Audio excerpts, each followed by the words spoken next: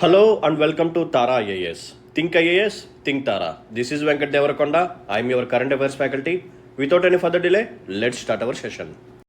Let's start our discussion with question number 1. Consider the following statements regarding Proba 3 mission. ఈ particular topic అనేది science and టెక్నాలజీలో చాలా important. ఇది దీని మీద ఖచ్చితంగా మనం అయితే క్వశ్చన్ని ఎక్స్పెక్ట్ చేయొచ్చు. చాలా ఇంపార్టెంట్ మిషన్ ఇది. So let's look at it. Proba 3 is a mission by the European Space Agency that involves two spacecraft performing precise formation flying to create artificial solar eclipses for studying the sun's corona. So sun యొక్క కరోనాని study చేయడం కోసం ఒక artificial solar ఎక్లిప్స్ని create చేస్తారంట. అది కూడా precise formation flying technique ద్వారా. So ఇది చేయడానికి 2 శాటిలైట్స్ని యూజ్ చేస్తారంటున్నారు. అండ్ ఓవరాల్గా ఈ మిషన్ వచ్చేసరికి యూరోపియన్ స్పేస్ ఏజెన్సీ వాళ్ళది అని చెప్పి అంటున్నారు. సో ఆలోచించండి. PSLV C-59 rocket launched from Satish Dhawan Space Center, Sriharikota successfully placed the Proba 3 spacecraft in circular orbit at a height of 36,000 kilometers above Earth. ఓకేనా? So orbit వచ్చేసరికి circular orbit అని చెప్పి అంటున్నారు. సో ఆలోచించండి. Next one, Proba 3 is expected to begin its operational phase and start observing the sun's corona through active formation flying after 4 months of commissioning. So ఈ మిషన్లో main goal ఏంటి? Observation of Sons corona. So ఆ particular process అనేది 4 months తర్వాత start చేస్తామంటున్నారు. So correct స్టేట్మెంట్స్ని identify చేయండి. So వీడియోని pause చేయండి, సాల్వ్ చేయడానికి ట్రై చేయండి. So let me explain. చాలా ఇంపార్టెంట్ టాపిక్ ఇది. సో జాగ్రత్తగా అటెన్షన్ పేజెస్ వినండి, నోట్ మేకింగ్ కూడా చేసుకోండి అందరూ. చాలా ఇంపార్టెంట్ పాయింట్స్ చెప్తాను. సో ఫస్ట్ ఆఫ్ ఆల్ ఈ మిషన్ వచ్చేసరికి యూరోపియన్ స్పేస్ ఏజెన్సీ వాళ్ళదనమాట. అండ్ ఈ యూరోపియన్ స్పేస్ ఏజెన్సీలో ఏ మెంబర్స్ వస్తారు అంటే Spain, Belgium, Poland, Italy, Switzerland. ఓకేనా? Spain, Belgium, Poland, Italy, Switzerland. So these are the members of European space agency ఈ particular మిషన్లో. ఓకే, సో ఈ పర్టికులర్ మిషన్కి మనం యూజ్ చేసిన లాంచ్ వెహికల్ వచ్చేసరికి PSLV XL వర్షన్. ఓకేనా? సో దీన్నే మనం PSLV C-59 అని చెప్పి పిలుస్తాము. అండ్ టోటల్గా ఇప్పటి వరకు PSLVని యూజ్ చేసిన మిషన్స్ వచ్చేసరికి 61 మిషన్స్కి మనం PSLVని యూజ్ చేయడం జరిగింది. ఇదే PSLVలో మనకి డిఫరెంట్ వర్షన్స్ ఉంటాయి కదా. సో కోర్ ఎలోన్ అని చెప్పి, లేకపోతే XL వర్షన్ అని చెప్పి. సో ప్రజెంట్ మనం PSLVలో యూజ్ చేసిన వర్షన్ వచ్చేసరికి XL వర్షన్ అనమాట. సో PSLV XL వర్షన్ పరంగా మనం ఎన్ని మిషన్స్ని ఇప్పటివరకు చేసాము అంటే దీంతో కలిపి 26 మిషన్స్ అనమాట. ఓకేనా? సో ఓవరాల్గా PSLVని యూజ్ చేసిన మిషన్స్ వచ్చేసరికి 61 మిషన్స్. ఇదే PSLVలో XL వర్షన్ ఉంటుంది. ఈ XL వర్షన్ యూజ్ చేసిన మిషన్స్ వచ్చేసరికి ఈ Proba 3 మిషన్తో కలిపి 26 మిషన్స్ అనమాట. Okay, right. సో ఈ మిషన్ ద్వారా మనం 2 స్పేస్ క్రాఫ్ట్స్ని స్పేస్లోకి పంపిస్తాం. ఓకేనా? 2 స్పేస్ క్రాఫ్ట్స్ని పంపిస్తాం. సో ఈ 2 స్పేస్ క్రాఫ్ట్స్ని మనం ఏ ఆర్బిట్లో పెడతాము? సర్క్యులరా, ఎలిప్టికల్లా అంటే ఆన్సర్ వచ్చేసరికి ఎలిప్టికల్. ఓకేనా? ఎలిప్టికల్ ఆర్బిట్లో పెడతాం కానీ సర్క్యులర్ ఆర్బిట్లో పెట్టము. Point number 1. And of course ఎక్కడి నుంచి లాంచ్ చేసాము? సతీష్ ధావన్ స్పేస్ సెంటర్ నుంచి లాంచ్ చేసాము. అండ్ లాంచ్ ప్యాడ్ వచ్చేసరికి ఫస్ట్ లాంచ్ ప్యాడ్ అనమాట. అక్కడ మనకి 2 లాంచ్ ప్యాడ్స్ ఉంటాయి, ఇది ఫస్ట్ లాంచ్ ప్యాడ్. అండ్ ఈ పర్టికులర్ మిషన్ యొక్క మెయిన్ ఎయిమ్ ఏంటంటే to study sun's corona. So sun యొక్క కరోనాని స్టడీ చేయడమే మెయిన్ మోటో అనమాట. బట్ ఇక్కడ ప్రాబ్లం ఏంటంటే డైరెక్ట్గా మనం సన్ యొక్క కరోనాని స్టడీ చేయలేం. బికాజ్ అక్కడ టెంపరేచర్స్ అనేవి చాలా హైగా ఉంటాయి, ఎక్స్ట్రీమ్ టెంపరేచర్స్ ఉంటాయి. అరౌండ్ 2 million degrees టెంపరేచర్ అనేది అక్కడ ఉంటుంది. 2 million degree foreign heat temperature అనేది సన్ యొక్క కరోనాలో ఉంటుంది. కాబట్టి సో డైరెక్ట్గా మనం టెలిస్కోప్స్ని యూజ్ చేసి అక్కడ అబ్జర్వేషన్స్ అనేది చేయడం కష్టం. సో దానికోసం మనం ఏం చేస్తున్నాము అంటే ఈ 2 స్పేస్ క్రాఫ్ట్స్ని యూజ్ చేసి అక్కడ ఒక ఆర్టిఫిషియల్ సోలార్ ఎక్లిప్స్ని క్రియేట్ చేస్తాము. ఓకేనా? జస్ట్ ఫర్ ఎగ్జాంపుల్ ఇది సన్ అనుకోండి. ఓకే, అండ్ ఈ పర్టికులర్ మిషన్లో మనం ఏం చేస్తున్నాము? ప్రిసైజ్ ఫార్మేషన్ ఫ్లయింగ్ అనే టెక్నిక్ని యూజ్ చేస్తాం. Sir precise formation flying technique అంటే ఏంటి? సో దీంట్లో మనం ప్లేస్ చేసే ఈ శాటిలైట్స్ ఏవైతే ఉన్నాయో అవి ఒక ప్యాటర్న్ని ఫాలో అవుతాయి అనమాట. సేమ్ స్పీడ్తో మూవ్ అవుతూ ఉంటాయి, పక్కనే ఉంటాయి, ఒక ప్యాటర్న్ అనేది ఫామ్ చేస్తూ ఉంటాయి. ఇప్పుడు జస్ట్ ఫర్ ఎగ్జాంపుల్ మీరు ఇండియన్ ఎయిర్ ఫోర్స్ వాళ్ళు ఇండిపెండెన్స్ డే కానీ, రిపబ్లిక్ డే కానీ అప్పుడప్పుడు కొన్ని ఎక్సర్సైజెస్ కండక్ట్ చేస్తూ ఉంటారు, అవునా? సో ఫైటర్ జెట్స్ అనేవి ఇలా ఒక ప్యాటర్న్ని ఫాలో అవుతూ వెళ్తూ ఉంటాయి. ఓకే, సో వాటిని మనం ప్రిసైజ్ ఫార్మేషన్ ఫ్లయింగ్ అని చెప్పి పిలుస్తూ ఉంటాం. సో ఇప్పుడు ఏం జరుగుతుందంటే ఇది సన్ అనుకోండి, ఇది ఒక స్పేస్ క్రాఫ్ట్. సో దీంట్లో టోటల్గా మనం 2 స్పేస్ క్రాఫ్ట్స్ని పంపిస్తామని చెప్పాను కదా. సో ఇది ఫస్ట్ వన్, ఇది సెకండ్ వన్. సో ఇప్పుడు ఏం జరుగుతుంది? ఈ సన్లైట్ అనేది ఈ డైరెక్షన్లో పడుతుంటుంది. ఈ పర్టికులర్ శాటిలైట్ ఏం చేస్తుంది అంటే ఈ పర్టికులర్ సన్లైట్ అనేది ఈ సెకండ్ శాటిలైట్ మీద పడకుండా ఆపుతుంది అనమాట. సో ఆపినప్పుడు ఏమవుతుంది? ఈ శాటిలైట్ యొక్క బోర్డర్స్లో మనకి ఒక లేయర్ లాగా కనిపిస్తుంటుంది, ఒక సన్న లేయర్ లాగా కనిపిస్తుంది. అదే సన్ యొక్క కరోనా అనమాట. సో ఇప్పుడు ఇంటెన్సిటీ తక్కువగా ఉంటుంది కాబట్టి ఇప్పుడు ఈ శాటిలైట్ ఏదైతుందో ఆ బోర్డర్లో కనిపించే సన్ యొక్క కరోనా మీద స్టడీస్ని కండక్ట్ చేస్తుంది అనమాట. ఓకేనా? సో ఈ రెండు ఇలా మూవ్ అవుతూ ఉంటాయి, పక్క పక్కనే మూవ్ అవుతూ ఉంటాయి అనమాట, with same speed or same velocity. I hope it is clear. ఓకేనా? సో ప్రిసైజ్ ఫార్మేషన్ ఫ్లయింగ్ అంటే ఇలా అనమాట. ఓకే, అండ్ ఆర్టిఫిషియల్ సోలార్ ఎక్లిప్స్ని ఇలా కండక్ట్ చేస్తూ ఉంటారు.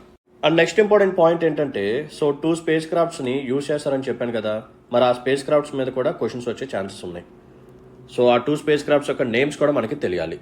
సో ఫస్ట్ స్పేస్ క్రాఫ్ట్ యొక్క నేమ్ వచ్చేసరికి coronagraph spacecraft. And second spacecraft వచ్చేసరికి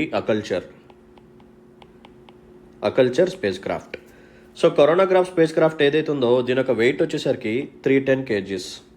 అండ్ అకల్చర్ స్పేస్ క్రాఫ్ట్ ఏదైతే ఉందో దీని యొక్క వెయిట్ వచ్చేసరికి 240 kgs. ఓకే, సో ఈ కొరోనోగ్రాఫ్ స్పేస్ క్రాఫ్ట్ యొక్క యూస్ ఏంటి, అకల్చర్ స్పేస్ క్రాఫ్ట్ యొక్క యూస్ ఏంటి, లెట్ మీ ఎక్స్ప్లెయిన్. ఇందాక నేను మీకు ఒక డయాగ్రామ్ వేసాను కదా, ఇది సన్ అనుకోండి, ఇది ఒక స్పేస్ క్రాఫ్ట్, ఇది కూడా ఒక స్పేస్ క్రాఫ్ట్. ఇందాక నేనేం చెప్పాను, సన్ నుంచి వచ్చే లైట్ని ఒక పర్టికులర్ ఈ స్పేస్ క్రాఫ్ట్ కానీ ఈ శాటిలైట్ కానీ ఏదైతే ఉందో ఇది ఆపుతుందని చెప్పాను కదా. సో ఇక్కడ హోల్డ్ చేసే శాటిలైట్ ఏంటిది, అకల్చరా కరోనోగ్రాఫా? సో ఆన్సర్ వచ్చేసరికి అకల్చర్ అనమాట. సో అకల్చర్ స్పేస్ క్రాఫ్ట్ ఏదైతే ఉందో ఇది ఏం చేస్తుంది అంటే సన్ నుంచి వచ్చే లైట్ని బ్లాక్ చేస్తుంది, ఆర్టిఫిషియల్ సోలార్ ఎక్లిప్స్ని క్రియేట్ చేస్తుంది. సో మీకు క్వశ్చన్ ఇంకా ఎంత డెప్త్గా రావచ్చు అంటే, ఈ ప్రోబా 3 మిషన్లో 2 స్పేస్ క్రాఫ్ట్స్ మనం యూజ్ చేస్తాము, కొరోనోగ్రాఫ్ యాజ్ వెల్ as అకల్చర్. ఈ రెండిట్లో ఏది సోలార్ ఎక్లిప్స్ని క్రియేట్ చేస్తుంది, ఏది సన్ యొక్క లైట్ని బ్లాక్ చేసి సోలార్ ఎక్లిప్స్ని క్రియేట్ చేస్తుంది? ఆన్సర్ వచ్చేసరికి అకల్చర్ స్పేస్ క్రాఫ్ట్. మరి ఈ సెకండ్ స్పేస్ క్రాఫ్ట్ యొక్క నేమ్ వచ్చేసరికి కొరోనోగ్రాఫ్ స్పేస్ క్రాఫ్ట్ అనమాట. ఇదేం చేస్తుంది, ఇప్పుడు ఇక్కడ మనకి ఫామ్ అయిన ఈ కరోనా లేయర్ ఏదైతే ఉందో దాని మీద స్టడీస్ని కండక్ట్ చేస్తూ ఉంటుంది బై క్లికింగ్ ఇమేజెస్. ఇప్పుడు అర్థమైంది కదా క్లారిటీగా, రైట్? సో ఇప్పుడు మనం పేలోడ్స్ గురించి కూడా మాట్లాడదాం. సో కొరోనోగ్రాఫ్లో కొన్ని పేలోడ్స్ ఉంటాయి, అకల్చర్లో కూడా పేలోడ్స్ ఉంటాయి. So what are they? So coronagraph స్పేస్ క్రాఫ్ట్లో మనకి కనిపించే పేలోడ్స్ వచ్చేసరికి AS, PII, CS. అండ్ ఇదే కరోనోగ్రాఫ్లో కనిపించే ఇంకొక పేలోడ్ వచ్చేసరికి 3D, EES. సో ఇవి రెండు మనకి కరోనోగ్రాఫ్ స్పేస్ క్రాఫ్ట్లో ఉంటాయి అనమాట. Then what about occulter spacecraft? So దీంట్లో మనకి ఒకే ఒక ఇంపార్టెంట్ డివైస్ ఉంటుంది, అదేంటంటే DARA, DARA. That's it. And ఈ పర్టికులర్ ప్రోబా 3 మిషన్లో ఇంకొక గొప్ప విషయం ఏంటంటే, మనకి జనరల్గా ఎప్పుడన్నా సోలార్ ఎక్లిప్స్ ఫామ్ అయింది అనుకోండి, అది కేవలం ఫ్యూ మినిట్స్ వరకు మాత్రమే ఉంటుంది, కొన్ని నిమిషాల పాటు మాత్రమే ఆ సోలార్ ఎక్లిప్స్ అనేది ఉంటుంది నార్మల్ది. బట్ ఈ ప్రోబా 3 మిషన్ ద్వారా మనం క్రియేట్ చేసే సోలార్ ఎక్లిప్స్ ఏదైతే ఉందో ఇది అరౌండ్ 6 hours ఉంటుందన్నమాట. ఓకేనా? అంటే it is equal to 50 times to the natural solar eclipse. ఓకేనా? అంత ఎక్కువసేపు ఇది మనకి సోలార్ ఎక్లిప్స్ని క్రియేట్ చేసి పెడుతుంది, సో దట్ మనకి ఎక్కువ టైం ఉంటుంది అనమాట దాని మీద స్టడీస్ని కండక్ట్ చేయడానికి. సో ఎప్పుడో వచ్చి సోలార్ ఎక్లిప్స్ అనేది ఫ్యూ మినిట్స్ వరకు ఉంటుంది, సో వెంటనే మనం స్టడీస్ని కండక్ట్ చేయడం కుదరదు, అంటే డైరెక్ట్గా చేయడం కూడా కుదరదు, బికాజ్ చాలా టెంపరేచర్ అనేది ఎక్కువగా ఉంటుంది. సో మనం ఆర్టిఫిషియల్గా సోలార్ ఎక్లిప్స్ని క్రియేట్ చేస్తున్నాము, అది కూడా 6 hours వరకు మనం సోలార్ ఎక్లిప్స్ని క్రియేట్ చేయొచ్చు ఈ మిషన్ ద్వారా, so that we will get an ample amount of time to conduct studies on corona layer. I hope it is clear. And ఈ పర్టికులర్ ఈ 2 స్పేస్ క్రాఫ్ట్స్ ఏవైతే ఉన్నాయో, నథింగ్ బట్ కొరోనోగ్రాఫ్, అకల్చర్, ఈ రెండింటిని మనం 150 meters డిస్టెన్స్లో ప్లేస్ చేయడం జరుగుతుంది. ఒకదాని నుంచి ఇంకోటి 150 meters డిస్టెన్స్లో ఉంటాయి అనమాట. అండ్ ఈ మిషన్ యొక్క డ్యూరేషన్ వచ్చేసరికి 2 years వరకు ఉంటుంది అని చెప్పి మెన్షన్ చేశారు. అండ్ ఈ పర్టికులర్ మిషన్ అనేది ఎప్పుడు స్టార్ట్ చేస్తారు అంటే, సక్సెస్ఫుల్గా మిషన్ కమిషనింగ్ అయిన తర్వాత 4 months తర్వాత ఈ మిషన్ని వర్కింగ్ అనేది స్టార్ట్ చేస్తారు అనమాట. నథింగ్ బట్ సన్ యొక్క కరోనా లేయర్ని అబ్జర్వేషన్ అనేది 4 months తర్వాత స్టార్ట్ చేస్తారు. Okay, right. ఇప్పుడు మన క్వశ్చన్ని సాల్వ్ చేద్దాం పదండి. సో ప్రోబా 3 మిషన్ అనేది యూరోపియన్ స్పేస్ ఏజెన్సీ వాళ్ళదే. సో దీంట్లో మెంబర్ కంట్రీస్ ఎవరెవరు ఉన్నారు ఈ మిషన్లో? Spain, Belgium, Poland, Italy, Switzerland. Okay, so 2 spacecrafts ఉన్నాయి కదా. So what are they? Occulter as well as coronagraph. Next one, ఇవి ప్రిసైజ్ ఫార్మేషన్ ఫ్లయింగ్ని పర్ఫామ్ చేస్తున్నాయి కదా. సో అంటే ఏంటి అర్థం? ఒక సేమ్ వెలాసిటీతో మూవ్ అవుతూ ఒక పర్టికులర్ ప్యాటర్న్ని లేకపోతే ఒక పర్టికులర్ షేప్ని ఇవి ఫాలో అవుతూ ఉంటాయి. సో దీని ద్వారా మనం ఏం చేస్తున్నాము? ఆర్టిఫిషియల్ సోలార్ ఎక్లిప్స్ని క్రియేట్ చేస్తున్నాము. ఎంత డ్యూరేషన్ వరకు? 6 hours వరకు. So which is equal to 50 times to the natural solar eclipses duration. Okay, మరి ఇదంతా ఎందుకు చేస్తున్నాము? సన్ యొక్క కరోనా లేయర్ని స్టడీ చేయడం కోసం. సో ఫస్ట్ స్టేట్మెంట్ కరెక్టే, చాలా ఇన్ఫర్మేషన్ ఉంది ఒక స్టేట్మెంట్లో. నెక్స్ట్ చూడండి, yes, Satish Dhawan space centre నుంచి మనం లాంచ్ చేసాము, బట్ సర్క్యులర్ ఆర్బిట్లో మనం ప్లేస్ చేయలేదు, we placed it in elliptical orbit. So second statement wrong అనమాట. థర్డ్ స్టేట్మెంట్ చూడండి, ఎస్, 4 months తర్వాతే మనం దీని మీద స్టడీస్ని స్టార్ట్ చేస్తాం. సో సెకండ్ స్టేట్మెంట్ రాంగ్ కాబట్టి we can eliminate ACD. So correct స్టేట్మెంట్స్ని ఐడెంటిఫై చేయమన్నారు. So option B is the right answer. సో చూసారు కదా, చాలా కాంప్రహెన్సివ్గా చెప్పాను. సో మీ సైడ్ నుంచి నేను కోరుకునే ఒక స్మాల్ రిక్వెస్ట్ ఏంటంటే, మీకు కానీ నాకు క్లాసెస్ కానీ నచ్చినట్టయితే, సో ఎటువంటి సెషన్స్ నా నుంచి మరిన్ని కోరుకున్నట్టయితే please hit the like button. మీ యొక్క వాల్యుబుల్ కామెంట్ని మెన్షన్ చేయండి అండ్ మీ ఫ్రెండ్స్ అండ్ ఫెలో ఆస్పిరెంట్స్కి కూడా మన వీడియోస్ని షేర్ చేస్తూ ఉండండి. Okay, right. So let's move to next question. Let's look at question number 2. ఇది ఎన్విరాన్మెంట్ పర్స్పెక్టివ్లో చాలా ఇంపార్టెంట్ టాపిక్ ఇది. సో జాగ్రత్తగా అటెన్షన్ పే చేసి వినండి. With reference to cheetah, consider the following statements. Cheetah Reintroduction Project aims to reintroduce cheetah in Madhav National Park, which is located in Madhya Pradesh. Cheetah is the only large carnivore to have become extinct in independent India. ఓకేనా? So independent India అంటే మనకి స్వాతంత్రం వచ్చిన తర్వాత so ఉన్న large కార్నివోర్స్లో చీటా ఒక్కటి మాత్రమే ఎక్స్టింక్ట్గా మారింది. సో ఎప్పుడు ఎక్స్టింక్ట్ అయింది ఇదంతా మనం తర్వాత డిస్కస్ చేద్దాం. Asiatic చీటా is classified as critically endangered species by IUCN red list and it is believed to survive only in Iraq. Okay, so Asiatic చీటా ఉంటుంది, ఆఫ్రికన్ చీటా ఉంటుంది. సో రెండింటి యొక్క IUCN స్టేటస్ కూడా మనం తెలుసుకోవాలి, కంపారిటివ్ అనాలిసిస్ కూడా మనం చేయాలి. అండ్ ఏషియాటిక్ చీటా ఏదైతే ఉందో దీని యొక్క IUCN స్టేటస్ వచ్చేసరికి క్రిటికల్ ఎండేంజర్డ్ అంటున్నారు. అండ్ దీనికి సంబంధించిన కొన్ని స్పీసీస్ ఏవైతే ఉన్నాయో అవి ప్రజెంట్ ఇరాక్లో ఉన్నాయని చెప్పి అంటున్నారు. సో వీడియోని పాజ్ చేసి కరెక్ట్ స్టేట్మెంట్స్ని ఐడెంటిఫై చేయడానికి ట్రై చేయండి. సో రీసెంట్గా ఇంటర్నేషనల్ చీటా డే మనం December 4th సెలబ్రేట్ చేసుకున్నాము. సో ఆ నేపథ్యంలో మనకి ఈ పర్టికులర్ టాపిక్ అనేది న్యూస్లోకి వచ్చింది. So let's look at it. So international చీటా day 2024. So every year మనం ఇంటర్నేషనల్ చీటా డేని December 4th సెలబ్రేట్ చేసుకుంటాం. సో ఎప్పటి నుంచి ఈ ప్రాసెస్ని మనం బిగిన్ చేసాము అంటే 2010 నుంచి ఈ ప్రాసెస్ని స్టార్ట్ చేసాం. So why only December 4th? So let me explain. There is a person called doctor Laurie Marker. Doctor Laurie marker.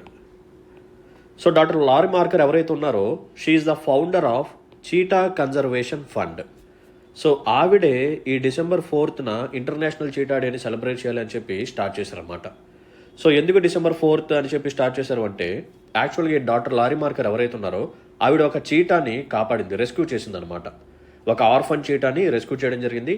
ఆ ఆర్ఫన్ చీటా యొక్క నేమ్ వచ్చేసరికి కాయం.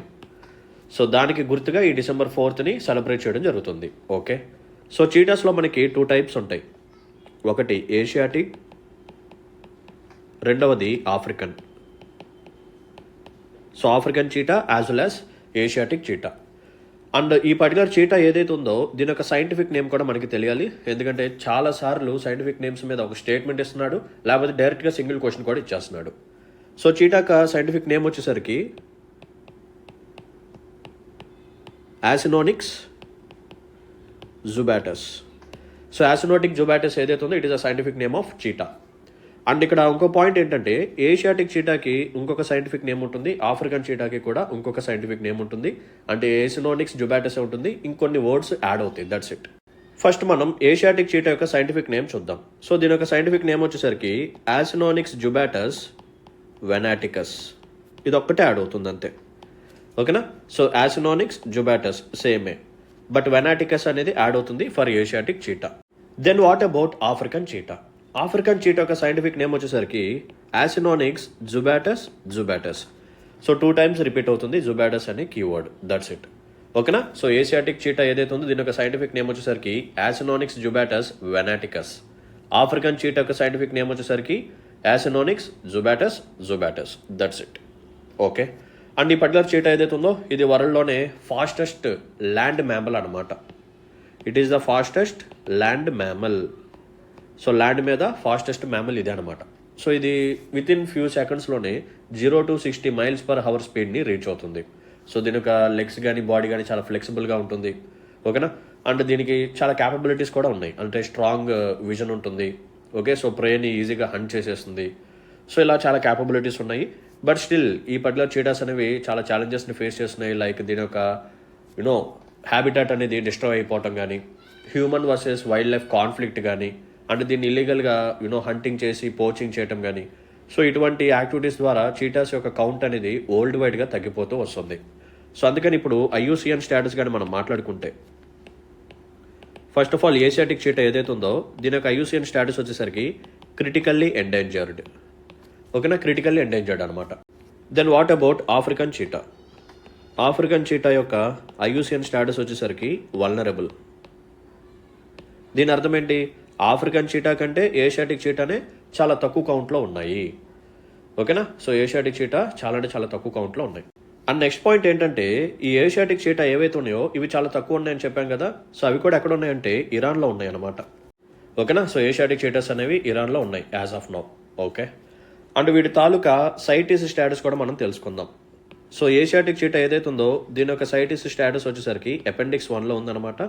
అండ్ ఆఫ్రికన్ చీటా కూడా అపెండిక్స్ 1లోనే ఉంది. సో రెండు సేమే, బట్ ఐయుసిఎన్ స్టేటస్ మాత్రమే డిఫరెంట్ అనమాట. So Asiatic చీటా critical endangered, African చీటా vulnerable. That's it. So next point చూడండి. సో ఈ చీటా ఏదైతే ఉందో ఇది ఇండియాలో ఎక్స్టెంట్ అయిపోయింది అని చెప్పి మనం 1952లో డిక్లరేషన్ ఇచ్చామన్నమాట. సో మిగిలిన కొన్ని చీటాస్ని అప్పుడు ఒక కింగ్ ఉండేవాళ్ళు. సో ఆ కింగ్ అతను హంట్ చేసేసి ఉన్న 3-4 చీటాస్ని కూడా ఆయన చంపేయడం జరిగింది. సో ఆ తర్వాత 1952లో మనం అఫీషియల్గా డిక్లేర్ చేశాము, ఎస్ ఇండియాలో చీటాస్ అనేవి ఎక్స్టెంట్ అయిపోయాయి అని చెప్పి. ఓకే. సో ఎక్స్టెంట్ అయిపోయిన చీటాస్ని మళ్ళీ రీఇంట్రడ్యూస్ చేయాలని చెప్పి ప్లాన్ని మన ఇండియాలో ఎప్పుడు ఫర్ ద ఫస్ట్ టైం మనం స్టార్ట్ చేసామంటే 2009లో. సో 2009లో యూనియన్ ఎన్విరాన్మెంట్ మినిస్టర్ ఒక ప్రపోజల్ పెట్టారు. ఆ ప్రపోజల్ని సుప్రీంకోర్టు రిజెక్ట్ చేసింది. తర్వాత ఏం జరిగింది, మళ్ళీ 2017లో సో చీటా రీఇంట్రడక్షన్ ఒక ప్రాజెక్ట్ని మన హానరబుల్ ప్రైమ్ మినిస్టర్ మోడీ గారు ప్రపోజ్ చేశారనమాట. ఈ ప్రపోజల్కి 2020లో సుప్రీంకోర్టు పర్మిషన్ ఇచ్చిందనమాట. ఓకేనా? సో 2020లో పర్మిషన్ అనేది వచ్చింది సుప్రీంకోర్టు. ఓకే. సో ఈ అప్రూవల్ని బేస్ చేసుకొని మనం ఏం చేసామంటే we started a project called project cheetah in the year 2022. So 2022లో మనం ఏం చేసాము, 8 చీటాస్ని తీసుకొచ్చాం. ఎక్కడి నుంచి? నమీబియా నుంచి తీసుకొచ్చి ఎక్కడ ఇంట్రడ్యూస్ చేసాము? కూనో నేషనల్ పార్క్లో ఇంట్రడ్యూస్ చేయడం జరిగింది. ఓకే. తర్వాత మళ్ళీ ఏం చేసాము, 2023లో అగైన్ ఇంకొక 12 చీటాస్ని తీసుకొచ్చాము. ఎక్కడి నుంచి? సౌత్ ఆఫ్రికా నుంచి. ఫస్ట్ నమీబియా నుంచి 8 తీసుకొచ్చాము, తర్వాత సౌత్ ఆఫ్రికా నుంచి 12 చీటాస్ని తీసుకొచ్చాం. సో టోటల్గా వి బ్రాట్ 20 చీటాస్. ఇవన్నీ తీసుకొచ్చి కూనో పాల్పూర్ నేషనల్ పార్క్లో మనం ఇంట్రడ్యూస్ చేయడం జరిగింది. I hope it is clear. ఓకేనా? సో ఏషియాటిక్ చీటాస్ అనేవి ప్రెజెంట్ ఇరాన్లోనే ఉన్నాయి, ఇంకెక్కడ లేవు. ఇరాక్లో కాదు, ఇరాన్లో ఉన్నాయి. సో క్వశ్చన్లో వాడు ఇరాక్ అని చెప్పి కన్ఫ్యూజ్ చేశారు. సో ఆన్సర్ ఏంటంటే ఇరాన్ అనమాట. ఓకేనా? రైట్. సో ఇంకొన్ని అడిషనల్ పాయింట్స్ చెప్తాను చూడండి. సో కొన్ని ప్రాజెక్ట్స్ ఉంటాయి కదా, like project cheetah, project Hangul, project tiger, ఇవన్నీ ఏ ఇయర్స్లో వచ్చాయని చెప్పి మ్యాచింగ్ కూడా అడిగే ఛాన్స్ ఉంది. సో నోట్ డౌన్ చేసుకోండి. ఫస్ట్ ప్రాజెక్ట్ వచ్చేసరికి project hangul. So hangul project మనం ఇప్పుడు స్టార్ట్ చేసాం, 1970లో స్టార్ట్ చేసాం. ఆ తర్వాత ప్రాజెక్ట్ టైగర్. ప్రాజెక్ట్ టైగర్ వచ్చేసరికి 1973. తర్వాత ప్రాజెక్ట్ క్రొకోడైల్. క్రొకోడైల్ యొక్క ప్రాజెక్ట్ వచ్చేసరికి 1975 డ్యూరింగ్ ఎమర్జెన్సీ. తర్వాత ఎలిఫెంట్ ప్రాజెక్ట్ వచ్చేసరికి 1992. And next one turtle. So turtle యొక్క ప్రాజెక్ట్ వచ్చేసరికి 1999. After that we have lion. So project lion వచ్చేసరికి 2004. ఆఫ్టర్ దట్ వల్చర్ యొక్క ప్రాజెక్ట్ వచ్చేసరికి 2006 అనమాట. ఆ తర్వాత snow leopard. So snow leopard యొక్క ప్రాజెక్ట్ వచ్చేసరికి 2009. After that we have project dolphin, ఇది 2020. And last we have చీటా. So project చీటా వచ్చేసరికి 2022. ఓకేనా? సో ఇయర్స్ ఒకసారి నోట్ డౌన్ చేసుకోండి. ఇన్ కేస్ మ్యాచింగ్ వస్తే ఐడెంటిఫై చేయడానికి మనకి ఒక ఆర్డర్లో నేను చెప్పాను మొత్తం. ఓకేనా? సో 1970 నుంచి చూసుకోండి, 1970, 1973, 75, 92, 99, 2004, 2006, 2009, 2020 and 2022. I hope it is clear. ఇప్పుడు మనం క్వశ్చన్ సాల్వ్ చేద్దాం పదండి. సో చీటా రీఇంట్రడక్షన్ ప్రాజెక్ట్ ద్వారా మనం చీటాస్ని ఎక్కడ ఇంట్రడ్యూస్ చేసాము? కూనో పాల్పూర్ నేషనల్ పార్క్లో ఇంట్రడ్యూస్ చేసాము, మాధవ్ నేషనల్ పార్క్లో కాదు. So first statement incorrect. Cheetah is the only large carnivore to have become extant in the independent India. Yes, మనకి స్వాతంత్రం వచ్చిన తర్వాత 1952లో దీన్ని డిక్లేర్ చేసాము, చీటాస్ అనేవి ఎక్స్టెంట్ అయిపోయాయి అని చెప్పి. అండ్ రిమైనింగ్ లార్జ్ కార్నివర్స్ అనేవి ఉన్నాయి, కొంచెం ఉన్నాయి, బట్ ఎక్స్టెంట్ అయితే అయిపోలేదు. సో సెకండ్ స్టేట్మెంట్ కరెక్టే. Asiatic cheetah is classified as critically endangered. అవునా? Right. Species by IUCN red list and is believe to survive only in Iraq. Okay. So Asiatic cheetah అనేది IUCN status critical endangered కరెక్టే, కానీ ఇవి కేవలం ఇరాక్లో మాత్రమే ఉన్నాయంటున్నారు. ఇది wrong. So they are present in Iran, not Iraq. And African cheetah యొక్క IUCN status ఏంటమ్మా? వల్నరబుల్. సో థర్డ్ స్టేట్మెంట్ కూడా ఇన్కరెక్ట్ అనమాట. సో కరెక్ట్ స్టేట్మెంట్ ఒకటే ఉంది, అది 2. So option B 2 only is the right answer. ఓకేనమ్మా? Right. Let's look at question number 3. Consider the following statements regarding Rakhi Garhi archaeological site. So ఎందుకు ఇది న్యూస్లోకి ఉంది అంటే రీసెంట్గా మన గవర్నమెంట్ ఆఫ్ ఇండియా ఈ రాఖీ గర్హి ఆర్కియలాజికల్ సైట్ని నేషనల్ ఇంపార్టెంట్ సైట్ లాగా డిక్లేర్ చేయాలి అని చెప్పి నోటిఫికేషన్ ఇష్యూ చేసింది. ఆ నేపథ్యంలో ఈ క్వశ్చన్ వచ్చిందనమాట. Rakhi Garhi, it is the largest Harappan site in the Indian subcontinent. Rakhi Garhi is located on the banks of Gaggar River. Studies suggest that Harappans had links with steppe pastoralists and ancient Iranian farmers. ఈ topic వచ్చేసరికి Indus valley civilisation history పరంగా important topic అనమాట. యాక్చువల్గా ఈ topic గురించి మనం తెలుసుకునే ముందు అసలు ఎలా మనం ఒక పర్టికులర్ సైట్ని నేషనల్ ఇంపార్టెన్స్ లాగా డిక్లేర్ చేస్తాము, what is the act, what are those provisions, అవి చెప్తాను, జాగ్రత్తగా వినండి. There is an act called ancient monument and archaeological site remains Act 1958. AMASR Act అనమాట. A stands for ancient, M stands for monument and archaeological site and remains Act 1958. ఈ యాక్ట్లో ఒక section ఉంటుంది. Section వచ్చేసరికి 4 అనమాట. ఈ సెక్షన్ 4 ఏం చెప్తుంది అంటే గవర్నమెంట్ ఆఫ్ ఇండియాకి ఒక పవర్ ఇస్తుంది. ఏంటా పవర్? ఏదైనా ఒక పర్టికులర్ సైట్ని, ఏదైనా ఒక ఆర్కియలాజికల్ సైట్ని కానీ, లేకపోతే ఏదైనా ఒక మాన్యుమెంట్ని కానీ, లేకపోతే ఏవైనా కొన్ని రిమైన్స్ని, శిథిలావస్థలో కొన్ని ఉంటాయి కదా, వాటిని నేషనల్ ఇంపార్టెన్స్ సైట్ లాగా డిక్లేర్ చేయొచ్చు. అలా డిక్లేర్ చేస్తే వాటిని మనం ఏం చేస్తాము, ప్రొటెక్ట్ చేస్తాము, ప్రిజర్వేషన్ అనేది చేస్తూ ఉంటాం అనమాట. మన యొక్క హెరిటేజ్ని we can protect as well as preserve. ఓకేనా? యాక్ట్ నేమ్ గుర్తుపెట్టుకోండి, సెక్షన్ 4 అని గుర్తుపెట్టుకోండి. దీని ద్వారా మనం ఏ సైట్స్ని మనం నేషనల్ ఇంపార్టెంట్ సైట్ లాగా డిక్లేర్ చేయొచ్చు, archaeological sites, important monuments as well as remains. Remains కూడా ఉంటాయి లేదా అని చెప్పి ఆలోచిస్తాము. రిమైన్స్ కూడా ఉంటాయి. ఆ నేపథ్యంలో ఇప్పుడు రాఖీ గర్హిని నోటిఫై చేశారనమాట. రాఖీ గర్హి ఏదైతే ఉందో ఇది లార్జెస్ట్ హరప్పన్ సైట్ అనమాట. కరెక్టే. అండ్ రాఖీ గర్హి అనేది గగ్గర్ రివర్ యొక్క బ్యాంక్స్ మీద ఉంటుంది. కరెక్టే. థర్డ్ స్టేట్మెంట్లో వాళ్ళు ఏమంటున్నారు అంటే హరప్పన్స్కి లింక్స్ ఉన్నాయన్నమాట. ఎవరితో? Steppe pastorals as well as ancient Iranian farmers అని చెప్పి అంటున్నారు. నో, ఎటువంటి లింక్ అనేది లేదు. వాళ్ళకి ఎటువంటి లింక్ అనేది లేదు. వాడు కరెక్ట్ స్టేట్మెంట్స్ ఐడెంటిఫై చేయమంటున్నాడు. Third statement incorrect, 1 and 2 is the right answer. Option A is the right answer. That's it. Next question చూడండి. ఇది మ్యాపింగ్ బేస్డ్ క్వశ్చన్. యూపీఎస్సీలో మ్యాపింగ్ బేస్డ్ క్వశ్చన్స్ రెగ్యులర్గా వస్తూనే ఉంటాయి.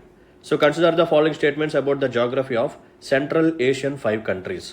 వి call it as CA5, central Asian 5 countries. CA5లోకి ఏ countries వస్తాయి? Kazakhstan, Kyrgyzstan, Tajikistan, Turkmenistan, Uzbekistan. ఈ 5 కంట్రీస్ వస్తాయి అనమాట. వీటిని CA5 అని చెప్పి పిలుస్తాం. ఇప్పుడు క్వశ్చన్ని సాల్వ్ చేద్దాం, పదండి. Kazakhstan is the largest land locked country in the world by area. ఓకేనా? ప్రపంచం మొత్తంలో ల్యాండ్ లాక్డ్ కంట్రీస్లో కజకిస్తానే లార్జెస్ట్ అంటున్నారు ఏరియా టర్మ్స్లో. Next one, Tajikistan is the only central Asian country bordered by Afghanistan. ఓకేనా? ఇక్కడ మీకోసం మ్యాప్ కూడా పెట్టాను. అది చూసి సాల్వ్ చేసేయచ్చు ఈజీగా. చూడండి, Turkmenistan is bordered by both Caspian sea as well as Aral sea. Uzbekistan is the only central Asian country that shares bordered with all CA5 countries. వీడియోని పాజ్ చేయండి, కరెక్ట్ స్టేట్మెంట్స్ని ఐడెంటిఫై చేయడానికి ట్రై చేయండి, క్విక్గా solve చేయండి. Map కూడా ఇక్కడ ఇచ్చాను. ఈజీగా మీరు సాల్వ్ చేసేయచ్చు. ఫస్ట్ పాయింట్ ఏమంటున్నారు? కజకిస్తాన్. కజకిస్తాన్ ఏదైతే ఉందో ఇది లార్జెస్ట్ ల్యాండ్ లాక్డ్ కంట్రీ అనమాట ప్రపంచవ్యాప్తంగా ఏరియా టర్మ్స్లో. అండ్ సెకండ్ స్టేట్మెంట్ చూడండి, Tajikistan is the only central Asian country bordered by Afghanistan. Afghanistan చేత బార్డర్ని షేర్ చేసుకుంటున్న ఈ సెంట్రల్ ఏషియన్ కంట్రీస్లో కేవలం తజికిస్తాన్ మాత్రమే ఉందంటున్నారు. అది రాంగ్. తజికిస్తాన్తో పాటు we have Uzbekistan as well as Turkmenistan. ఇవి 2 కూడా ఉన్నాయి. టోటల్గా 3 కంట్రీస్ ఈ సెంట్రల్ ఏషియన్ కంట్రీస్లో ఈ 3 కంట్రీస్ ఆఫ్ఘనిస్తాన్తో బార్డర్ని షేర్ చేసుకుంటున్నాయి. ఓకే, నెక్స్ట్ చూడండి, తుర్క్మెనిస్తాన్ ఏదైతే ఉందో it is bordered by both Caspian sea as well as Aral sea అని చెప్పి అంటున్నారు. ఇది కూడా రాంగ్ అనమాట. తుర్క్మెనిస్తాన్ ఏదైతే ఉందో it is bordered by Caspian see only. Aral see అనేది ఎక్కడుంది? Kazakhstan as well as Uzbekistan అక్కడ ఉంది. ఇక్కడ ఉంది చూసారా? కజకిస్తాన్, ఉజ్బెకిస్తాన్ ఏవైతే ఉన్నాయో అక్కడ ఆ రెండింటి మధ్యలో ఉందన్నమాట మనకి అరల్ సీ అనేది. అరల్ సీకి తుర్క్మెనిస్తాన్కి ఎటువంటి బార్డర్ షేరింగ్ అనేది లేదు. Turkmenistan is bordered by Caspian see only. Third statement wrong. Next one చూడండి, Uzbekistan is the only central Asian country that shares border with all other CA5 countries. చూడండి, Uzbekistan ఎక్కడ ఉంది? ఇక్కడ ఉంది కదా, ఈ రెడ్ కలర్. ఉజ్బెకిస్తాన్కి కజకిస్తాన్కి బార్డర్ ఉంది, తుర్క్మెనిస్తాన్తో కూడా బార్డర్ ఉంది, కిర్గిస్తాన్తో ఉంది, తజికిస్తాన్తో కూడా ఉంది. ఓకేనా? ఇది రిమైనింగ్ 4 కంట్రీస్తో బార్డర్ని షేర్ చేసుకుంటుంది కాబట్టి 4th స్టేట్మెంట్ కరెక్టే. కరెక్ట్ స్టేట్మెంట్స్ ఏంటమ్మా? 1 and 4. Option B 1 and 4 only is the right answer. So let's look at last and final question, which is very, very important for our UPSC prelims examination. So which of the following are the key benefits of PM Suryagar Muft Bijli Yojana? So ఈ scheme యొక్క key బెనిఫిట్స్ని అడుగుతున్నారు. So benefits okay.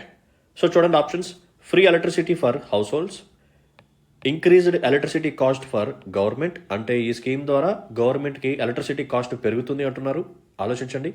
Increased use of renewable energy, reduced carbon emissions. Okay, so వీడియోని pause చేసి క్వశ్చన్ని solve చేయడానికి try చేయండి. ఇది easy క్వశ్చనే, బట్ దీనికంటే క్వశ్చన్ డెప్త్గా ఇచ్చే ఛాన్స్ ఉంది. సో నేను ఎక్స్ప్లెయిన్ చేస్తాను, జాగ్రత్తగా చూడండి. సో స్కీమ్ వచ్చేసరికి పిఎం సూర్యగర్ ముఫ్త్ బిజిలీ యోజన. సో ఈ పర్టికులర్ స్కీమ్ని ఎప్పుడు లాంచ్ చేశారు అంటే ఆన్ February 15th, 2024. సో దీని యొక్క మెయిన్ ఎయిమ్ ఏంటంటే to provide free electricity. To provide free electricity to whom? To households. So target వచ్చేసరికి to provide 300 units of electricity, అది కూడా పర్ మంత్ అనమాట. అది కూడా ఎంతమందికి? అరౌండ్ 1 crore హౌస్ హోల్డ్స్కి. సో 1 crore హౌస్ హోల్డ్స్కి every month 300 units of free ఎలక్ట్రిసిటీని ప్రొవైడ్ చేయాలి. సో ఇప్పుడు ఎప్పుడైతే మనకి హౌస్ హోల్డ్స్కి 300 యూనిట్స్ ఆఫ్ ఎలక్ట్రిసిటీ అనేది పర్ మంత్ ఫ్రీగా వస్తుందో, so that house holds can save around 18,000 rupees per annum. అంతే కదా, ఇప్పుడు 300 యూనిట్స్ మనకి ఫ్రీ వస్తుంది అంటే యాక్చువల్గా 300 యూనిట్స్ మనం నార్మల్గా కన్జ్యూమ్ చేసుకుంటే we have to pay electricity bill. ఇప్పుడు మనం బిల్ పే చేయకుండా మనకి ఫ్రీగా వస్తుంది కాబట్టి మనకి ఎంత సేవ్ అవుతుంది? ఇలా పర్ మంత్ మనం 300 యూనిట్స్ వేసుకుంటూ 12 monthsకి వస్తే 18,000 రూపీస్ మనకి సేవ్ అవుతుంది అనమాట. ఓకేనా, రైట్. సో ఇక్కడ పాయింట్ ఆఫ్ డిస్కషన్ ఏంటంటే ఎలా మనం 300 యూనిట్స్ ఆఫ్ ఫ్రీ ఎలక్ట్రిసిటీని పొందుతాము? By installing solar panels. Solar ప్యానల్స్ని ఇన్స్టాల్ చేయటం ద్వారా. మరి సోలార్ ప్యానల్స్ని మనం పర్చేస్ చేసుకోవాలి, దీని యొక్క కాస్ట్ అనేది ఎక్కువగా ఉంటుంది. సో అందుకని గవర్నమెంట్ ఏం చేస్తుంది అంటే ఇట్ విల్ ప్రొవైడ్ సబ్సిడీ, మనకి సబ్సిడీ అనేది ప్రొవైడ్ చేస్తుంది అనమాట. సో ఎంత సబ్సిడీ ప్రొవైడ్ చేస్తుంది అనేది నెక్స్ట్ నేను చెప్తాను, వెయిట్ చేయండి. సో ఈ సబ్సిడీ అనేది అప్ టు 40% వరకు ఉంటుంది. గుర్తుపెట్టుకోండి, ఫ్లాట్ 40% కాదు, అప్ టు 40%. అంటే ఇట్ వేరీస్ అనమాట. Depends upon the capacity of solar panels installation, the subsidy will also varies. Okay, and ఈ పర్టికులర్ స్కీమ్ కోసం టోటల్గా ఎంత అమౌంట్ని వీళ్ళు డెడికేట్ చేశారు అంటే 75,021 crores పక్కన పెట్టడం జరిగింది. అండ్ ఈ పర్టికులర్ స్కీమ్ని ఎప్పటి వరకు ఇంప్లిమెంట్ చేస్తారు అంటే 2026-2027 ఈ ఫైనాన్షియల్ ఇయర్ వరకు ఇంప్లిమెంటేషన్లో ఉంటుందన్నమాట. అండ్ ఈ పర్టికులర్ స్కీమ్ ద్వారా మనం ఏం చేస్తున్నాము? రెన్యూబుల్ ఎనర్జీ యూసేజ్ని పెంచుతున్నాం, ఎందుకంటే సోలార్ ప్యానల్స్ని యూస్ చేస్తున్నాం కాబట్టి. సో ఇది రెన్యూబుల్ ఎనర్జీ సోర్స్ కదా. సో రెన్యూబుల్ ఎనర్జీ యూసేజ్ అనేది పెరుగుతుంది, as well as carbon emissions అనేవి తగ్గుతాయి. అండ్ నెక్స్ట్ పాయింట్ ఏంటంటే నార్మల్గా మనకి ఎలక్ట్రిసిటీని ప్రొవైడ్ చేసేవి ఏంటివి? డిస్కమ్స్. సో యాక్చువల్గా ఈ డిస్కమ్స్ అనేవి ఎప్పుడు లాసెస్లోనే ఉంటాయి అనమాట. సో ఈ లాసెస్లో ఉన్న డిస్కమ్స్కి ఎవరు సపోర్ట్ ప్రొవైడ్ చేస్తారు? గవర్నమెంట్ ఆఫ్ ఇండియా సపోర్ట్ని ప్రొవైడ్ చేస్తూ ఉంటుంది. సో ఎందుకు జనరల్గా డిస్కమ్స్ అనేవి లాసెస్లో ఉంటాయంటే మన దగ్గర ఎలక్ట్రిసిటీ సప్లై, దీనికి సంబంధించిన ఇన్ఫ్రాస్ట్రక్చర్ అనేది సరిగ్గా లేదు. ఓకేనా, సో ఎలక్ట్రిసిటీ డిస్ట్రిబ్యూషన్ అనేది మనకి ఇన్ఫ్రాస్ట్రక్చర్ అనేది సరిగ్గా లేకపోవడం ద్వారా ఈ డిస్ట్రిబ్యూషన్ కాస్ట్ అనేది బాగా పెరిగిపోతుంది. ఓకేనా, సో ఎలక్ట్రిసిటీ డిస్ట్రిబ్యూషన్ కాస్ట్ అనేది డిస్కమ్స్కి బాగా పెరిగిపోతుంది. అండ్ మనం పే చేసే బిల్స్ అనేవి అంతగా సరిపోవు. సో దట్ డిస్కమ్స్కి ఎక్కువగా లాసెస్ అనేవి వస్తున్నాయి. Okay, so they are the distribution companies అనమాట డిస్కమ్స్ అంటే. సో వీటికి వచ్చే లాసెస్ని గవర్నమెంట్ ఆఫ్ ఇండియా కొంచెం పే చేస్తూ ఉంటుందన్నమాట. సో యాక్చువల్గా ఈ పర్టికులర్ స్కీమ్ ద్వారా పిఎం సూర్యగర్ ముఫ్త్ బిజిలీ యోజన ద్వారా మనం ఈ సోలార్ ప్యానల్స్ని యూజ్ చేసుకొని ఎలక్ట్రిసిటీని ప్రొడ్యూస్ చేసుకుంటున్నాం కాబట్టి మనకి యాక్చువల్గా ఇంతకుముందు వరకు ప్రొవైడ్ చేసే ఎలక్ట్రిసిటీని ఇప్పుడు ఈ డిస్కమ్స్ తగ్గించుకోవచ్చు. ఓకేనా, సో 300 యూనిట్స్ డిస్కమ్స్కి కూడా సేవ్ అవుతుంది పర్ హౌస్ హోల్డ్. సో అందుకనే ఈ డిస్కమ్స్కి వచ్చే లాసెస్ కూడా తగ్గుతాయి. ఎప్పుడైతే డిస్కమ్స్కి వచ్చే లాసెస్ కూడా తగ్గుతాయో ఆటోమేటిక్గా గవర్నమెంట్ ఆఫ్ ఇండియాకి కూడా ఎనర్జీ కాస్ట్ అనేది తగ్గుతుంది. సో ఎంతవరకు తగ్గుతుంది అంటే 75,000 crores వరకు గవర్నమెంట్ ఆఫ్ ఇండియాకి కూడా సేవింగ్స్ అవుతాయి అన్నమాట. సో టిల్ నౌ ఈ 75,000 crores అనేవి గవర్నమెంట్ ఆఫ్ ఇండియాకి బర్డెన్. సో డిస్కమ్స్ మనకి ఎలక్ట్రిసిటీ ప్రొవైడ్ చేస్తూ ఉంటాయి, అవి లాసెస్లో వస్తూ ఉంటాయి, ఆ లాసెస్ని గవర్నమెంట్ ఆఫ్ ఇండియా పే చేస్తూ ఉంటుంది. సో ఇప్పుడు మనంతటా మనమే ఓన్గా రెన్యూబుల్ ఎనర్జీ సోర్సెస్ ద్వారా ప్రొవైడ్ చేసుకుంటున్నాము బై యూజింగ్ సోలార్ ప్యానల్స్ కాబట్టి ఇప్పుడు గవర్నమెంట్ ఆఫ్ ఇండియా కొంచెం అమౌంట్ని సేవ్ చేసుకోవచ్చు, అరౌండ్ 75,000 crores అనమాట. సో ఈ పాయింట్ కూడా గుర్తుపెట్టుకోండి. మరి ఈ స్కీమ్ మనకి అప్లికేబుల్ కాదా అని చెప్పి తెలుసుకోవాలి అంటే కొన్ని ఎలిజిబిలిటీ కండిషన్స్ ఉంటాయి. So what are they? First one, మనం ఇండియన్స్ అయి ఉండాలి, పాయింట్ నెంబర్ 1. నెక్స్ట్ వన్, మనకు రూఫ్ ఏదైతే ఉందో ఇది సోలార్ ప్యానల్స్ని ఇన్స్టాల్ చేసుకోవడానికి సూటబుల్గా ఉండాలి. అండ్ మనకి ఉన్న ఎగ్జిస్టింగ్ ఎలక్ట్రిసిటీ కనెక్షన్ ఏదైతే ఉందో అది వ్యాలిడ్ కనెక్షన్ అయ్యి ఉండాలి. అంటే కొంతమంది ఏం చేస్తారు అంటే ఇల్లీగల్గా ఆ ఎలక్ట్రిసిటీ పోల్స్ మీద ఉన్న ఎలక్ట్రిసిటీని సో ఇల్లీగల్గా వేరే వైర్స్ని వాళ్ళే ఇన్స్టాల్ చేసుకొని లాక్కుంటూ ఉంటారు. సో అట్టా కాకుండా వ్యాలిడ్ కనెక్షన్స్ అయ్యి మీకు ఉండాలి. ఓకే, నెక్స్ట్ వన్, మీకు ఇంకా అదర్ ఎటువంటి సబ్సిడీస్ ద్వారా బెనిఫిట్స్ని పొందకుండా ఉండాలి మీరు. సో ఆల్రెడీ ఇంతకుముందు ఏదైనా సోలార్ ప్యానల్స్ని బేస్ చేసుకుని మీరు ఏదైనా సబ్సిడీని పొందుతూ ఉన్నారనుకోండి, ఇప్పుడు ఈ సబ్సిడీ అనేది మీకు రాదు. ఓకేనా? సో మీరు అదర్ స్కీమ్స్ నుంచి ఎటువంటి సబ్సిడీస్ని పొందుతూ ఉండకూడదు. మీకు ఎలక్ట్రిసిటీ కనెక్షన్ అనేది వ్యాలిడ్గా ఉండాలి, రూఫ్ అనేది సూటబుల్గా ఉండాలి, మీరు ఇండియన్ అయ్యి ఉండాలి. అండ్ ఈ పర్టికులర్ స్కీమ్ ఏదైతే ఉందో దీని యొక్క ఇంప్లిమెంటింగ్ ఏజెన్సీ వచ్చేసరికి డిస్కమ్స్ అనమాట. So discoms are the implementing agency of this particular project. Okay, so నేనేమని చెప్పాను, అప్ టు 40% వరకు సబ్సిడీ ఉంటుందని చెప్పాను కదా. So what is it, let me explain. ఒకవేళ మీరు ఇన్స్టాల్ చేసుకునే సోలార్ ప్యానల్స్ ఏవైతే ఉన్నాయో దాని యొక్క కెపాసిటీ వచ్చేసరికి 1 కిలోవాట్ అనుకోండి, అప్పుడు మీకు 30,000 రూపీస్ సబ్సిడీ ప్రొవైడ్ చేస్తారు. ఓకేనా? For 1 kilowatt system 30,000 rupees will be subsidy. Next one, మీరు ఇన్స్టాల్ చేసుకునే కెపాసిటీ వచ్చేసరికి 2 కిలోవాట్ అయితే 60,000 రూపీస్ ప్రొవైడ్ చేస్తారన్నమాట. ఒకవేళ మీరు ఇన్స్టాల్ చేసుకునే సోలార్ ప్యానల్స్ యొక్క కెపాసిటీ 3 కిలోవాట్ కానీ అంతకంటే ఎక్కువ అయితే, ఓకేనా, so 3 kilowatt or greater than 3 kilowatt, అప్పుడు మీకు 78,000 రూపీస్ ప్రొవైడ్ చేస్తారు సబ్సిడీ రూపంలో. ఓకేనా? So 30,000, 60,000, 78,000. So 1 kilowatt, 2 kilowatt, 3 kilowatt or greater than 3 kilowatt. And next important point ఏంటంటే ఈ స్కీమ్ ద్వారా మీకు కొలాటరల్ ఫ్రీ లోన్స్ కూడా ప్రొవైడ్ చేస్తుంది గవర్నమెంట్ ఆఫ్ ఇండియా. సార్ ఎందుకు సార్ మళ్ళీ లోన్ అంటే, ఇక్కడ మీరు గమనిస్తే 30,000 రూపీస్తో మీరు మొత్తం సిస్టమ్ని ఎస్టాబ్లిష్ చేయలేరు. సో అందుకని వాడు అన్నాడు అప్ టు 40% ఆఫ్ సబ్సిడీ వరకు మీకు ప్రొవైడ్ చేస్తారు. అంటే దాని అర్థం ఏంటి, రిమైనింగ్ అమౌంట్ మీరే పెట్టుకోవాలి. సో దానికోసం మీకు కొలాటరల్ ఫ్రీ లోన్స్ని ప్రొవైడ్ చేస్తుంది అనమాట. సో కొలాటరల్ ఫ్రీ లోన్స్ అది కూడా తక్కువ ఇంట్రెస్ట్ రేట్తో. ఆ ఇంట్రెస్ట్ రేట్ వచ్చేసరికి 7%. సార్ ఇక్కడ 7% ఎందుకు ఫిక్స్ చేశారు అంటే చెప్తాను చూడండి. జనరల్గా ఈ 7% అనేది రెపో రేట్తో లింక్ అయ్యి ఉంటుంది. సో రెపో రేట్ ప్లస్ 0.5% అనమాట. సో ప్రజెంట్ రెపో రేట్ 6.5% ఉంది కదా, సో దానికి 0.5% యాడ్ చేస్తే 7% అనమాట. ఒకవేళ రెపో రేట్ తగ్గిందనుకోండి, ఇక్కడ ఇంట్రెస్ట్ రేట్ కూడా ఇంకా తగ్గుతుంది. సో మీకే బెనిఫిట్. ఓకేనా? ఒకవేళ రెపో రేట్ అనేది 5.5% చేసింది అనుకోండి ఆర్బీఐ, అప్పుడు మీరు ఎంత పే చేయాలి ఇంట్రెస్ట్, 5.5 ప్లస్ 0.5%. సో టోటల్గా 6% అవుతుంది. సో రెపో రేట్ ఇంకా తగ్గితే ఇంకా తగ్గుతుంది, ఒకవేళ ఇంకా పెరిగితే ఇంకా పెరుగుతుంది. ఓకేనా? సో మనం ఇదంతా గుర్తుపెట్టుకోవాల్సిన అవసరం లేదు. జస్ట్ కొలాటరల్ ఫ్రీ లోన్స్ని ప్రొవైడ్ చేస్తారు, అది కూడా తక్కువ ఇంట్రెస్ట్ రేట్తో. అండ్ ఇంట్రెస్ట్ రేట్ ఏదైతే ఉందో అది రెపో రేట్కి లింక్ అయి ఉంటుంది. So repo rate plus 0.5%. So as of now repo rate వచ్చేసరికి 6.5% ఉంది కాబట్టి సో దానికి 0.5% యాడ్ చేస్తే 7% అవుతుంది. I hope it is clear. And next one, ఈ పర్టికులర్ స్కీమ్ ద్వారా ఎంప్లాయ్మెంట్ ఆపర్చునిటీస్ కూడా క్రియేట్ అవుతాయి. So around 17 lakh employment opportunities create అవుతాయి అని చెప్పి గవర్నమెంట్ వాళ్ళు మెన్షన్ చేశారు. అండ్ నెక్స్ట్ వన్ ఏంటంటే, సో కార్బన్ ఎమిషన్స్ తగ్గుతాయని చెప్పాను కదా. సో ఎంత తగ్గుతాయి అంటే ఈ పర్టికులర్ స్కీమ్ ద్వారా 720 million tons. So 720 million tons of carbon emissions అనేవి తగ్గుతాయి. ఇమాజిన్ చేసుకోండి, ప్రతి హౌస్ హోల్డ్కి మనం సోలార్ ఎనర్జీని యూజ్ చేసుకుని 300 యూనిట్స్ని ప్రొడ్యూస్ చేస్తున్నాం. అలా 1 crore ఫ్యామిలీస్ ఇంకా తర్వాత దాటుతాయి. ఓకేనా? తర్వాత వీళ్ళు ఇంకా ఎక్స్టెండ్ చేసుకుంటూ వెళ్తారు. సో ఇమాజిన్ చేసుకోండి. సో ఇంతకుముందు వీళ్ళందరూ కన్జ్యూమ్ చేసుకుంటే నార్మల్ ఎలక్ట్రిసిటీ ద్వారానే కన్జ్యూమ్ చేసుకుంటారు. సో అప్పుడు కోల్ని బర్న్ చేస్తారు. సో కార్బన్ ఎమిషన్స్ ఎక్కువగా అవుతూ ఉంటాయి. ఇప్పుడు అదంతా కాకుండా సోలార్ ప్యానల్స్ని యూజ్ చేసుకుని మనం జనరేట్ చేసుకుంటున్నాం కాబట్టి ఇప్పుడు మనం కోల్ని బర్న్ చేయాల్సిన అవసరం అనేది తగ్గుతుంది. సో దట్ కార్బన్ ఎమిషన్స్ అనేవి తగ్గుతాయి. Around 720 million tons of carbon ఎమిషన్స్ని మనం రెడ్యూస్ చేయొచ్చు. ఇప్పుడు మనం క్వశ్చన్ సాల్వ్ చేద్దాం పదండి. ఎస్, దీని ద్వారా ఫ్రీ ఎలక్ట్రిసిటీని ప్రొవైడ్ చేస్తున్నాము హౌస్ హోల్డ్స్కి. అరౌండ్ 1 crore హౌస్ హోల్డ్స్ అని చెప్పి టార్గెట్గా పెట్టుకున్నారు. అంటే ఈ పర్టికులర్ స్కీమ్ ద్వారా గవర్నమెంట్కి ఎలక్ట్రిసిటీ కాస్ట్ అనేది పెరుగుతుందా? నో, తగ్గుతుంది. ఎంత సేవ్ అవుతుంది? 75,000 crores అనేవి ఇప్పుడు గవర్నమెంట్ ఆఫ్ ఇండియాకి సేవ్ అవుతుంది. So second statement wrong. Yes, renewable energy యూసేజ్ని మనం పెంచుతున్నాము, కార్బన్ ఎమిషన్స్ని కూడా తగ్గిస్తున్నాము. సో 1, 3, 4 ఈ 3 స్టేట్మెంట్స్ కరెక్ట్ అనమాట. సో ఎక్కడ ఉంది? Option C is the right answer for this particular question. So దీంతో మనం సక్సెస్ఫుల్గా ఈ రోజు సెషన్ని ఫినిష్ చేసుకున్నాం. సో చాలా అంటే చాలా కాంప్రహెన్సివ్గా ఈచ్ అండ్ ఎవ్రీ టాపిక్ని నేను ఎక్స్ప్లెయిన్ చేశాను. జస్ట్ క్వశ్చన్లో ఉన్న స్టేట్మెంట్స్ మాత్రమే నేను ఎక్స్ప్లెయిన్ చేసి వెళ్ళట్లేదు. మొత్తం కంప్లీట్ బ్యాక్గ్రౌండ్తో సహా 360 degrees అప్రోచ్ని నేను మీకు ప్రొవైడ్ చేస్తున్నాను. సో ఈ సెషన్స్ వల్ల చాలా కాంప్రహెన్సివ్ ఎఫర్ట్స్ ఉంటాయమ్మా. సో సిన్సియర్ రిక్వెస్ట్ ఏంటంటే please hit the like button. మీకు వాల్యుబుల్ కామెంట్ మెన్షన్ చేయండి. మీ ఫ్రెండ్స్ అండ్ ఫెలో ఫ్రెండ్స్కి మన వీడియోస్ని షేర్ చేస్తూ ఉండండి. ఇంకెవరైనా సరే ఛానల్ని సబ్స్క్రైబ్ చేసుకున్న వాళ్ళు ఉంటే ప్లీజ్ సబ్స్క్రైబ్ చేసుకోండి. అండ్ రెగ్యులర్గా మన ఛానల్ని వాచ్అవుట్ చేస్తూ ఉండండి. మంచి మంచి వీడియోస్తో మీ ముందుకు ఎప్పుడు వస్తూనే ఉంటాం. That's it. Let's call it a day then. See you in the next session. Until then, take care. Bye-bye. Jai Hind.